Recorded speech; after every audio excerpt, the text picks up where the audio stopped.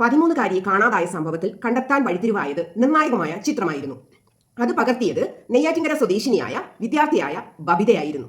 നമ്മൾ സാധാരണ ട്രെയിനിലൊക്കെ പോകുമ്പോൾ സെൽഫി എടുക്കാറുണ്ട്, ഒക്കെ ചെയ്യാറുണ്ട്. പക്ഷേ ഈ കുട്ടി എടുത്ത ഒരു ഫോട്ടോ വളരെ വലിയ ഒരു വഴിത്തിരിവാണ് സൃഷ്ടിച്ചിരിക്കുന്നത്.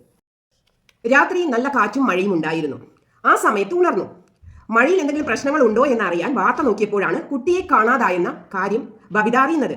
പുലർച്ചെ 3 മണിക്കായിരുന്നു ഈ സംഭവം. ഉടൻ തന്നെ കുട്ടിയെ ഇങ്ങനെ ട്രെയിനിൽ കണ്ട വിവരം പോലീസിനെ അറിയിച്ചു. കുട്ടിയുടെ ഫോട്ടോ എടുക്കണമെന്ന് വെറുതെ തോന്നിയതാണ്. കുട്ടിയോട് സംസാരിക്കാൻ ശ്രമിച്ചിട്ടില്ല. ഫോട്ടോ എടുത്തപ്പോൾ തന്നെ കുട്ടി ദേഷ്യം കാണിച്ചു. അതുപോലെ തന്നെ ഭാഷയും പരിചിതമായിരുന്നില്ല. വേറെ കമ്പാർട്ട്മെന്റിൽ ബന്ധുക്കൾ ഉണ്ടാകും, അവരോട് പിണങ്ങി മാറി ഇരിക്കുകയായിരിക്കും എന്നൊക്കെയാണ് ബബിത കരുതിയത്. പക്ഷേ കുട്ടിയുടെ കയ്യിൽ അപ്പോൾ ഒരു 40 രൂപ ചുരുട്ടി പിടിച്ചിരുന്നു. അപ്പം വാർത്ത അറിഞ്ഞപ്പോൾ മുതൽ കുട്ടിയെ തിരിച്ചു കിട്ടണേ എന്ന ഒരു പ്രാർത്ഥന മാത്രമായിരുന്നു എന്നാണ് ബബിത പറയുന്നത്.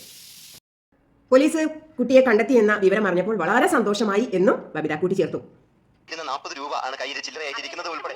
അപ്പോൾ കുട്ടി ഇങ്ങനെ പൈസ ഇങ്ങനെ മുറുകെ പിടിച്ചിരിക്കുന്നത്. അപ്പോൾ എന്തോ കയ്യിൽ ഇരിക്കുന്നത് നോക്കിയപ്പോൾ പൈസയാണ്. അതാണ്ട് 40 നോട്ടാണ്. എനിക്ക് തോന്നി ഉറപ്പില്ല കുട്ടി എത്ര രൂപയാണെന്ന്. എനിക്ക് തോന്നി എത്ര രൂപയാണെന്ന് തോന്നി. പിന്നെ ടിക്കറ്റും കയ്യിലിരിപ്പുണ്ടായിരുന്നു.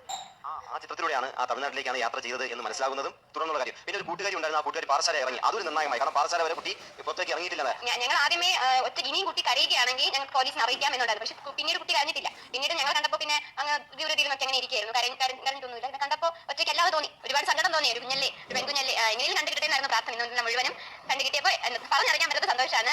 ഞാൻ ചെയ്തൊരു ചെറിയ കാര്യത്തിൽ ഇത്രയും വലിയ കാര്യത്തിൽ എത്തിയല്ലോ എന്ന് വിചാരിക്കുമ്പോൾ ഒരുപാട് സന്തോഷം.